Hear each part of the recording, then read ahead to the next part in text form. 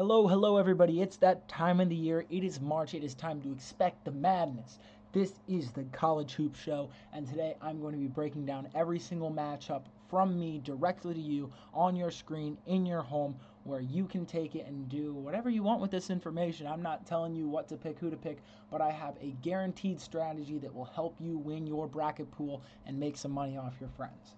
So, breaking it down first with the East region. Your 1 versus 16 matchup is the Duke Blue Devils versus Siena. Siena is they won their conference, and so did Duke. Duke won the ACC, and Siena won a mid-major conference. Duke is the clear favorite in this game. They have players like Cameron Boozer. They have Isaiah Evans. They have Patrick Ngumba when he's healthy. He will not be playing in this game. Caleb Foster when he's healthy. He will not be playing in this game. Due to injuries, some people are thinking the 16-1 can happen. It's not, and honestly, it is not worth it to pick it in your bracket. Duke has incredible wins. Duke beat Louisville twice, once by 30. They beat Michigan at the duel in the district. They beat Florida, so that's 2 1 seeds, and Duke beat both of them. They beat Michigan State, and their 2 losses came to Texas Tech by 1 point in Madison Square Garden at a neutral site. Texas Tech, when they still had JT Toppin, who, when healthy, is one of the best players in the country. And then their other loss was to UNC in Chapel Hill when Caleb Wilson could not miss a shot for, like, he just couldn't miss. UNC played amazing, and Duke led all the way until the last possession of the game, in which Seth Trimble hit the game-winning three. But this is just a no-brainer. It's gonna be Duke in this one. And now we kind of get into one of the more fun matchups, which is TCU versus Ohio State. This is your first real matchup, excluding the first four. 12:15 on Thursday, you get to watch Ohio State versus TCU, whether you're in school, whether you're at work. Most people are going to be watching this game. Now, Ohio State just had a very good Big Ten tournament. Their guard, Bruce Thornton, has been amazing this year. He's been phenomenal. When hot, when playing well, he is one of the best players in all of college basketball. Now, frankly, I don't really think it matters. TCU has been doing great all year. They beat Kansas. They've been having a great year all around, and I think that this will start to show how the Big 12 this year has started to surpass the Big 10 as a conference. I think the Big 12 is very strong, even stronger than the Big 10. So I think this one, it's going to be your first upset of the tournament, even though an 8-9 is not really an upset. But if you look, I mean, nines have historically beat the eights. They have they have a positive win percentage. They have above 50% against the 8 seeds. So your 9 seeds can sometimes be the way to go in tournaments. In most brackets, I would suggest picking 2 8 seeds and 2 9 seeds to advance, because most likely whoever wins is just going to lose to the 1 seed. So you're kind of just guessing to guess, and they're going to be very close games, and that's going to be a very fun one to watch. Up next, moving down, we've got the 5 versus 12. Everybody tells you the 5 versus 12s are the ones you want to pick, the ones you have to pick. I think that this one is St. John's, and it's a no-brainer. St. John's has put together one of the most amazing seasons in the Big East that you could, excluding maybe UConn, but they just beat UConn, and they blew them out in the conference championship game. And Northern Iowa, I don't think even deserves to be a 12 seed. I thought that they were going to be a 13 seed going in. And St. John's should probably be a 3 or a 4 seed with the way that they've been playing recently. Pitino has put together a great group of guys that have a real shot at going far in this tournament. So I think they're a lock into the second round, and it's very important that you stay away from this 5-12. Next up, you got Kansas versus Cal Baptist. Another very interesting game. I think Kansas should control the game from start to finish. Kansas, when Darren Peterson is healthy and playing, is one of the best teams in the country, and Kansas, when Darren Peterson is not healthy and is not playing, is still one of the best teams in the country. I think either way, Kansas will move on. I think this upset is a very good one to miss in your bracket. I don't think it's worth it, because in both of these games, either one of these teams could end up in the Elite Eight or the Final Four, and you can't have a team like that be eliminated in the first round. Next up, Louisville versus South Florida. It's another game that people are thinking is going to be an upset. South Florida has been doing great this year. They're playing relatively very well.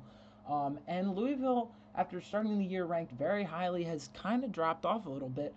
But when Mikael Brown Jr. is at when he's playing and when he is at the peak of his game, Louisville wins basketball games. So I think it's important to note that if he plays, Louisville should not lose this game. They will have the best player on the court at all times. And even if he's not, Ryan Conwell is amazing. He's an amazing player. I think that they have the star power to avoid the shock, the upset from South Florida. And next up, Michigan State versus North Dakota State. It's just you don't root against it. You can't pick against Izzo and March. That's been a saying, and there's a reason that that's been a saying. It's because Tom Izzo is an incredible coach. He is absolutely amazing. So I think it's very good to stay clear of the 3v14s this year. The 3 line is very, very strong this year, and I think it's important that you don't go for any crazy upsets. All right. Next up, UCLA versus UCF. Another matchup that a lot of people are picking the upset. I don't think Central Florida's been that good. I thought they were lucky to come away with a 10 seed. I thought they were going to be on the 11 line. So I think this one's a no-brainer. With the way UCLA's been playing and the way Donovan Dent has been playing, if he's on the court, he's the best player in the country. I mean, he's in the running for the best player in the country. In my opinion, Cameron Booth is the best player in the country. But Donovan Date is one of the best players in the country, and if he's on the court, they're going to win a basketball game. And then UConn Furman. I know a lot of people remember Furman versus Virginia. Furman versus Virginia was an amazing game. I personally had Furman in that game, and they won. But I think this year you got to stay clear because UConn has been phenomenal all year, and Danny Hurley's not losing a first-round game. So we're going to move it down into the South region. It's important that you do not overthink this. Florida is going to beat the 16 seed, who I think is going to be Lehigh, but we'll see how that goes. It could go either way tonight. The game is tonight as of when this video is going live, so you guys will then be able to see who's there. But I think it's important to just pick Florida. Florida has been great. When healthy and when playing well, they have very good guards, but when their guards do not show up to play, they do not do well. So as long as their guards are playing well, they should have no problem dispatching the 16 seed. Moving down, I think Iowa has the beat on Clemson just because of the way Clemson's been playing recently. They had a decently close game with Duke, but they were in the running, but they kind of let it slip away at the end. And I don't really feel like they have a star guy that can match up with Bennett Stritz.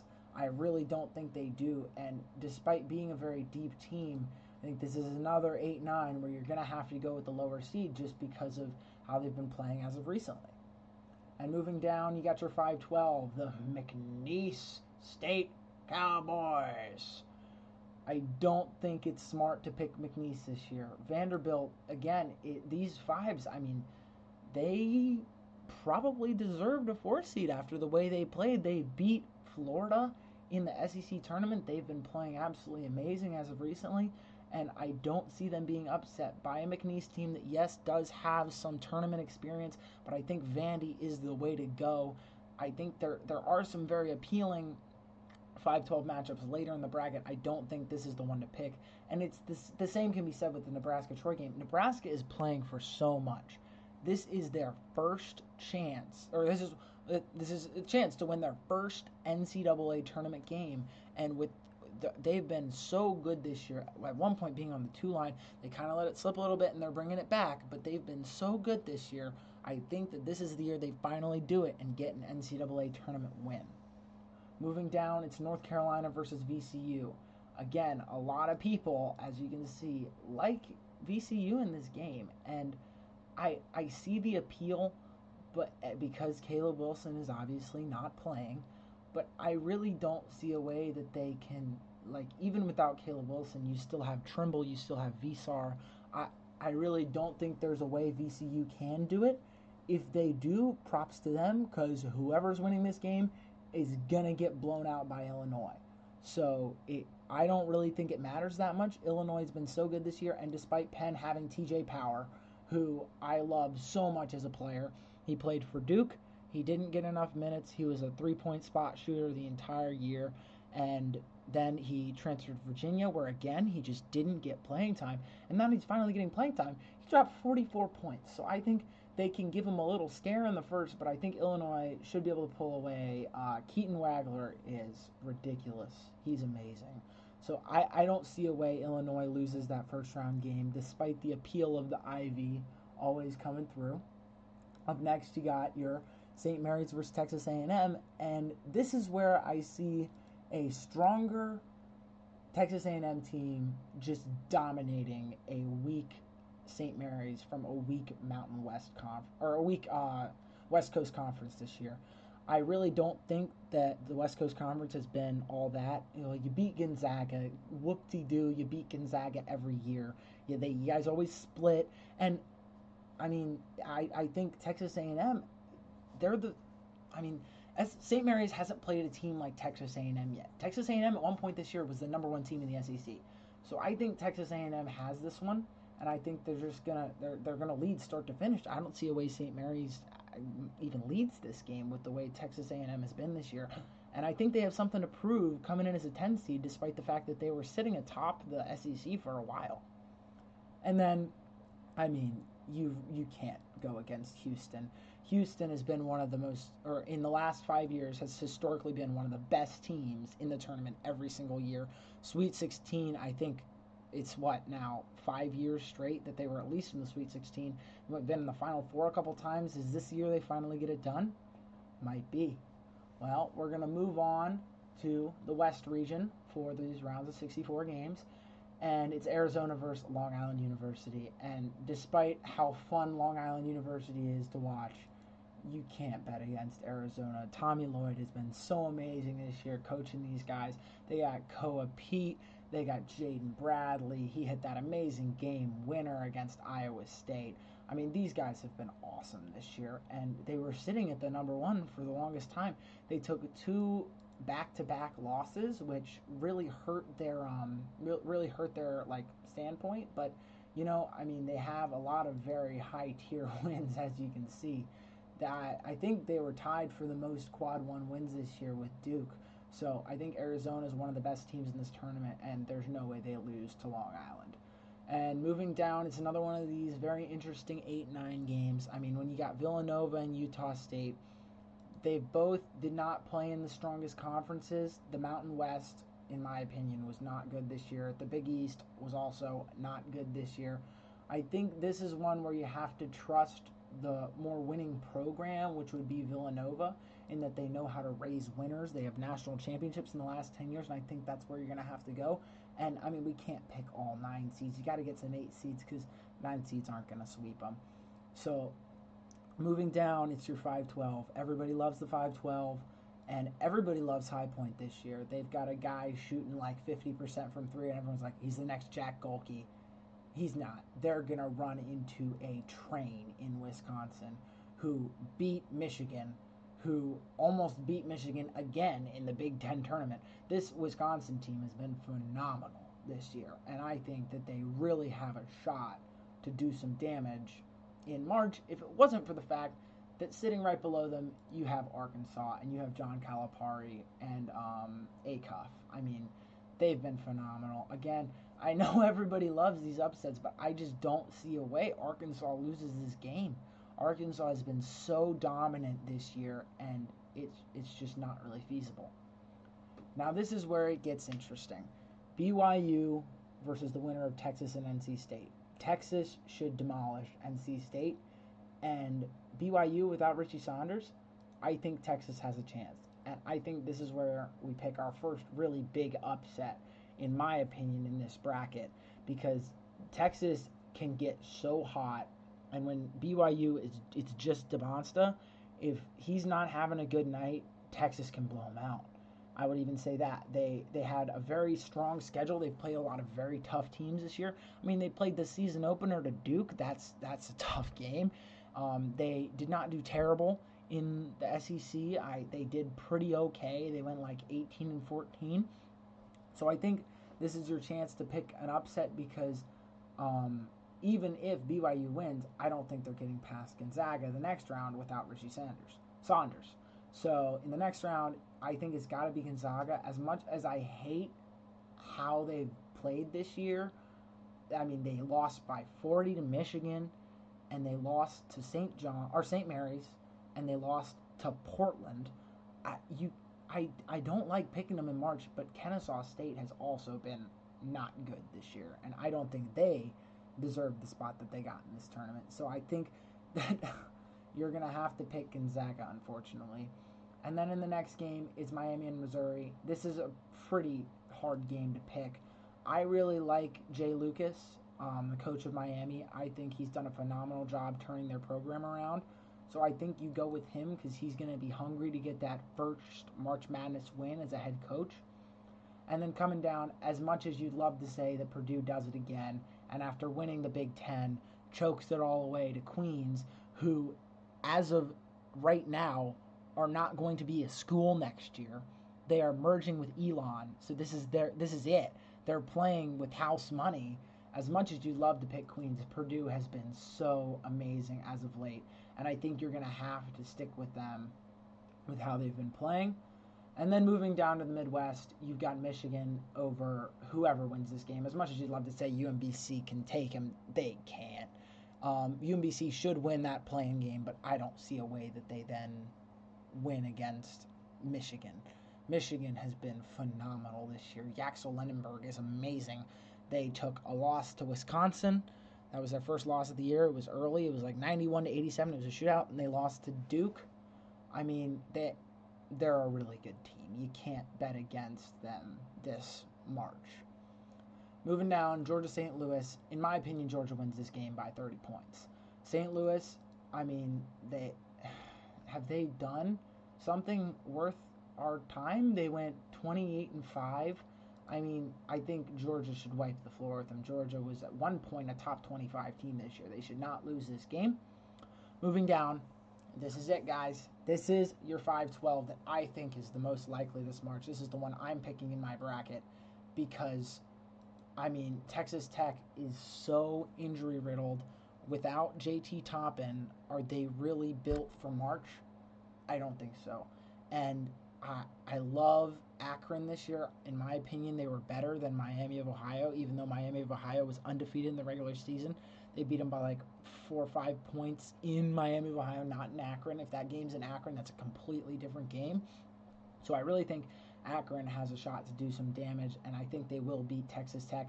And moving down, I love Hofstra so much, and especially with the news that Aiden Holloway will not be playing because of drug possession charges, I think you got to stick with Alabama. They've been so very good, so very good. So I don't see a way they lose to Hofstra, even though I would love to pick up Hofstra moving forward. I mean, I think you got to go with Alabama. Moving down, Tennessee will annihilate either of these teams. SMU at one point was a top 25 team. Their fall off needs to be studied. And Miami of Ohio, I think they will beat SMU and prove that they did deserve to be in the tournament. But, I mean, when you get matched up with a physical defensive team like Tennessee, I don't see a way Miami of Ohio survives, given that they just lost to UMass. Moving down, Virginia's going to beat Wright State. Virginia in general, Chista Ritter has been amazing this year, despite a lot of people questioning why he's playing in college because he's already played pro in Europe. He's been amazing this year, and I don't see how you pick against them in March. Moving down, Kentucky Santa Clara. Here's another one of your big upsets. Kentucky can't get it done in March. It's been proven over the last couple years that they're not a winning program in March, and they're going up against, in my opinion, the best team, or maybe the second best team in the West Coast Conference this year, which I said wasn't great, but Santa Clara has something to prove. They have something to prove that they did deserve to be in the tournament. So I think that they'll beat Kentucky. I think they have the right style of game to beat Kentucky. And honestly, this game doesn't matter that much because whoever wins is going to get blown out by Iowa State. Iowa State is a lock. They're not losing to Tennessee State. All right, moving up the bracket. We're going to finish off the East region. We're going to go region by region now that I've gone through each round of 64 game. So first off, you got Duke versus TCU. I think you just got to go with Duke. Duke has been so phenomenal this year. They're the number 1 overall seed for a reason. Despite the injuries, you got to stick with them. Now, this is a tough one. Two legendary coaches facing off, two legendary programs facing off. Um, I think Patino's guys will get the best of Kansas because I think Darren Peterson's going to limit himself minutes. After proving that he could play in the Cal Baptist game, I think he's going to limit himself to 20 minutes against St. John's, and that's just not going to be a recipe for success for Kansas. So I think St. John's going to beat them. They're on a heater right now, and that sets up a very interesting game between them and Duke in the Sweet 16. Next up, you got Louisville versus Michigan State. I think this is where Michigan State just shows how amazing they've been this year and why.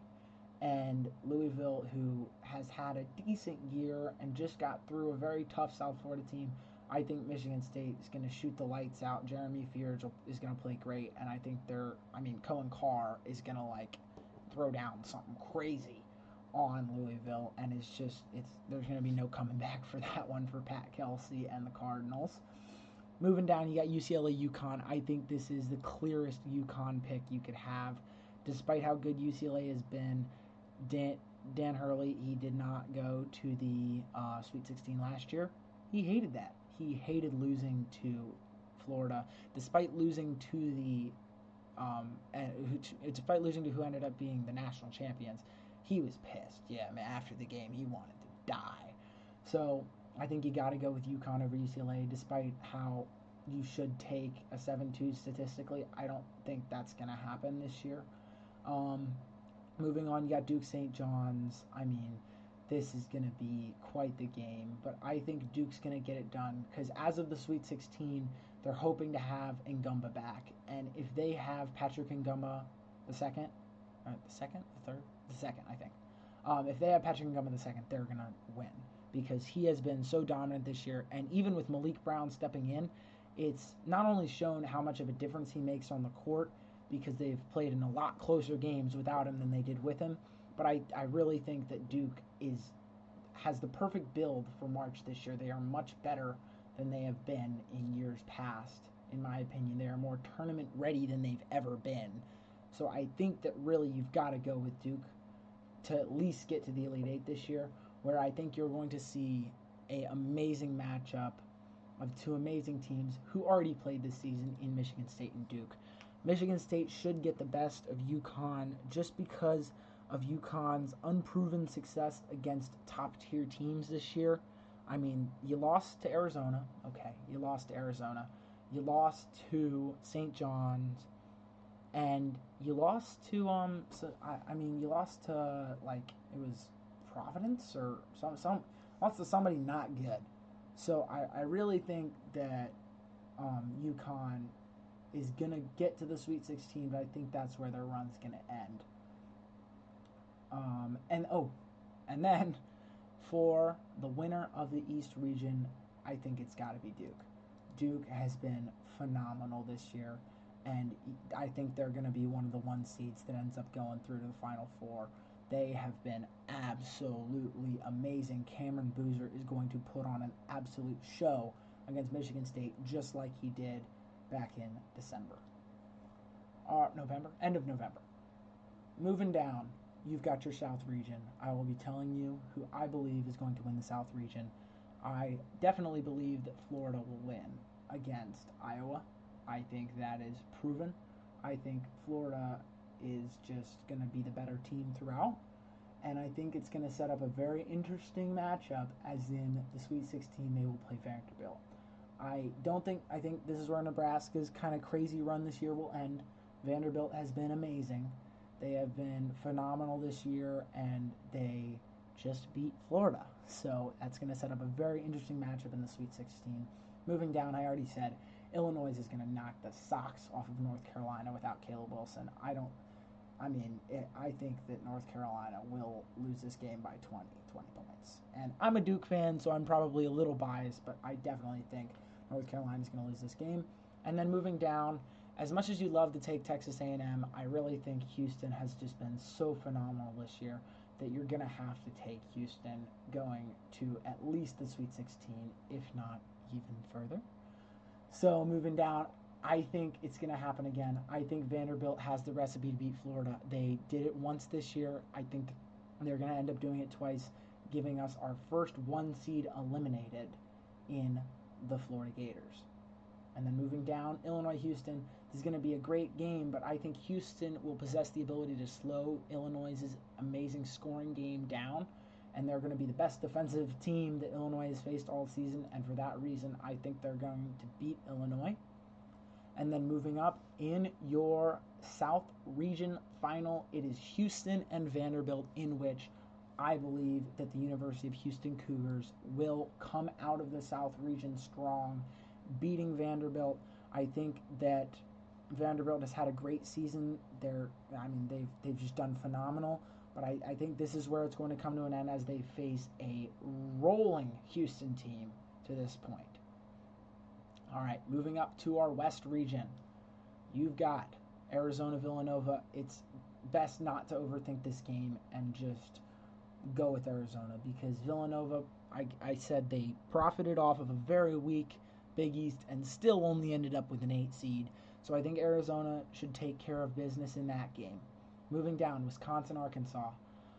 I would love to pick Wisconsin in this game, and I would love to pick Arkansas in this game. Arkansas has been so dominant. Wisconsin has been so dominant. But I think we're going to see a John Calipari masterclass of how to lose a basketball game. I think Arkansas, with their athleticism and talent, has no business losing this basketball game, and unfortunately, I think they're going to. I think Wisconsin's going to get the best of them on that specific day. If you play them in a 7-game series, Arkansas wins the 7-game series, but this is one game, and it's one and done, and I think Arkansas is going to have trouble in this one. Moving down, we said Texas because I think they're going to crush NC State tonight. You've got Texas versus Gonzaga, and I think this is where the real struggles of the West Coast Conference are really going to come into view, because I think Texas is going to take down Gonzaga.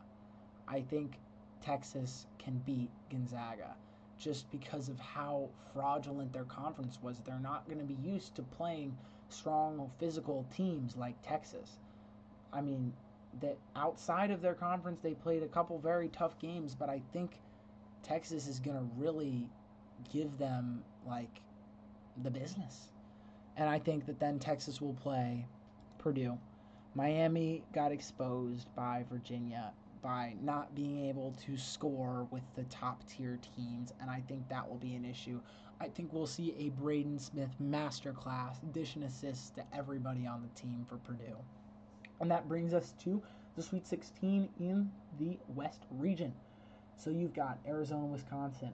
As much as I'd love to say Wisconsin's Cinderella-esque year in which they beat the 1 seeds, they beat the Michigan States, I think this is where their year comes to an end, because Arizona has been so incredibly dominant all year. And as much as I hate to do it, this region is going to be chalk. I think Arizona-Purdue is the inevitable matchup based on how weak the bottom of this bracket is and how easy of a run Purdue seems to have. I think that's going to end up being your regional final, in which your Arizona Wildcats, coached by Tommy Lloyd, will win that basketball game, and that's going to be a close basketball game. But I think Arizona has been so phenomenal this year, and you can't pick against them in March. Moving down, Michigan versus Georgia. 8-1, not going to happen. Michigan's amazing. Yaxel Lenonborg's dropping 35 points against a very weak Georgia defense. Akron, Alabama. I would love to say Akron's Cinderella story continues, so I'm going to say it. Akron keeps going. Akron is going to beat Alabama or Hofstra, whoever ends up being, and I think they're going to punch their ticket to the Sweet 16, going on a miracle-type run. Moving down, it's Tennessee versus Virginia, and as good as Tennessee has been, Virginia has just been better. From start to finish this year, Virginia was the number 2 team in the ACC, and they know that, and they feel that deep in their hearts that they've just been the number 2. It was always Duke and then Virginia, and they've got something to prove coming into March, in which they'll play Iowa State, who has been amazing. They just took Arizona to a photo finish in which Jaden Bradley shot the game winner with .01 or .1 on the game clock, and I think it's going to show as Santa Clara just won't even have any business being on the court with such a defensive, suffocating team like Iowa State is. So then moving on, you've got Michigan Akron. I think Michigan is just they're going to blow the socks off at Akron. I mean, if they beat Gonzaga by 40, then they're going to beat Akron by 50. Now, I think it's going to be closer than that because it is March and Akron's playing for something to prove. I really think Michigan will win that game, and they'll get to play a very chalky Iowa State because, I mean, Iowa State has been phenomenal, and I think that's going to lead us to potentially the second best game in the tournament because this game, whoever wins this game, I don't even know. They're set up for success because these two teams have been phenomenal from start to finish. And as much as I would love to take Iowa State, Michigan has been so amazing this year. So that leaves us with the Final Four of Duke, Houston, Arizona, and Michigan. Now, I could have told you at the beginning of the year that these were going to be the 4 teams left. These 4 teams have been phenomenal from start to finish. And I think it's going to be an amazing ride to get here. And once we're here, just enjoy it because these are going to be some of the best basketball games you've ever watched. First, Duke versus Houston. I'm a Dookie, and I think Duke is going to get the revenge for last year. They will not collapse like they did last year. They have shown time and time again this year that they will not collapse like that again. And I think that it's going to be a very good game start to finish. It's not going to be a super high scoring game. If either team scores more than 70 points, I would be shocked because these are 2 very, very good defensive teams, and I think Duke's going to get the better of Houston. And then moving over, Arizona versus Michigan. This is, again, going to be an amazing game. Dusty May versus Tommy Lloyd. I mean, the Axel Lenenberg versus Jaden Bradley. Elliot Cadeau versus Koa Pete. I mean, this game is going to be phenomenal from start to finish. But I think it's going to end up being a tale of Michigan's depth and how well they play under pressure, how many amazing teams they have played and beat this year, which is why I think they're going to get the best of Arizona, which is going to give us a rematch of the game at Capital One Arena at the Duel in the District on February 21st, in which Duke and Michigan will play again in Indianapolis, Indiana on April 6th for the national championship. I could say a million things about either of these teams. I mean, Duke, start to finish, have beat pretty much everybody they played. I mean, that's what happens when you only have 2 losses. And the same can be said for Michigan. This game is going to be phenomenal. But I think what's going to show is that Duke has the best player in the country, Cameron Boozer. He's the best player in the country. He's one of the best players we've seen in college basketball, period. And it is so almost disrespectful that he is not the consensus number 1 overall pick. And it's because this class has been star-studded. And all in all, we should just enjoy this tournament while we have it, because I don't know if the tournament's going to be this good again.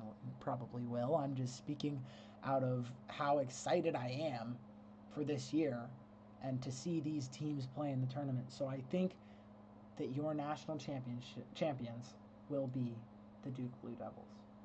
And the Duke Blue Devils are going to show, and they are going to finish the story. And for the first time in 11 years, and for the first time in Jon Scheyer's career, they will again lift the trophy.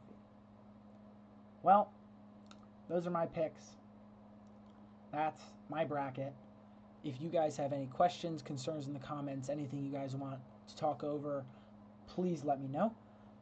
I will be covering every single game that happens in this tournament. Every single game, immediately after, I will post a short saying, this just happened, this just happened, this just happened, and I will be keeping you updated on everything because this is the College Hoop Show. Thank you guys so much for watching. If you enjoyed the content, feel free to like and subscribe so that you can stay updated on all of the March Madness news. And with that being said, it's been nice. Peace.